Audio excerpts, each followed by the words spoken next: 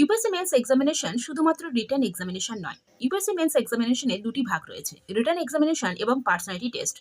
এই দুটি নাম্বারের ভিত্তিতেই ফাইনাল মেরিট লিস্ট তৈরি হয়। তবে প্রিলিমসের নাম্বার ফাইনাল মেরিট লিস্টে যোগ হয় না। ইউপিএসসি মেন্স রিটেন এক্সামিনেশন কি ধরনের examination? UPSC mains written examination একটি ডেসক্রিপটিভ এক্সামিনেশন। এর অর্থ হলো প্রিলিমসের মতো অবজেক্টিভ বা এমসিকিউ ভিত্তিক প্রশ্নের জন্য উত্তর বেছে নিতে হয় না। এখানে নিজেকে প্রশ্নের উত্তর ব্যাখ্যা করতে হয়। অর্থাৎ আমরা কি জানি সেটা ইম্পর্টেন্ট নয়, আমরা আমাদের নলেজকে কিভাবে স্ট্রাকচার, অ্যানালিটিক্যাল এবং রেলেভেন্ট অ্যান্সারের মাধ্যমে প্রেজেন্ট করছি সেটাই গুরুত্বপূর্ণ। ইউপিএসসি মেন্স এক্সামিনেশন টোটাল 9টি পেপার নিয়ে হয়। এই 9টি পেপারের মধ্যে দুটি পেপার অর্থাৎ প্রথম দুটি পেপার হচ্ছে কোয়ালিফাইং পেপার এবং বাদবাকি 7টি নাম্বারের মার্কস ফাইনাল মেরিটে যোগ হয় এবং এই 7টি পেপারের সঙ্গে ইন্টারভিউ বা পার্সোনালিটি টেস্টের নাম্বার যোগ হয়ে ফাইনাল মেরিট লিস্ট তৈরি হয়। কোয়ালিফাইং পেপার দুটিকে পেপার এ এবং পেপার বি হিসেবে ভাগ করা হয়েছে।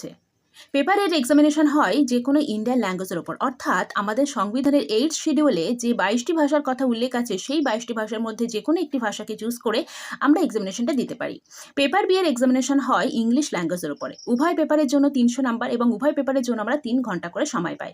যেহেতু পেপার দুটি কোয়ালিফাইং পেপার, তাই পেপার দুটিতে আমাদের মিনিমাম 25% করে নাম্বার পেতে হবে।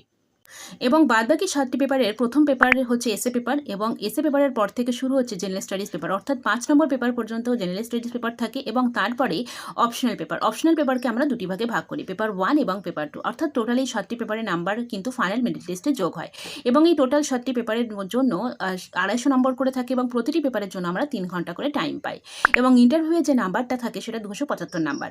এই ইন্টারভিউয়ে 275 নাম্বার এবং এই 7টি পেপারের নাম্বার যোগ হয়ে 2025 এই নাম্বারের ভিত্তিতেই ফাইনাল মেরিট লিস্ট আসে।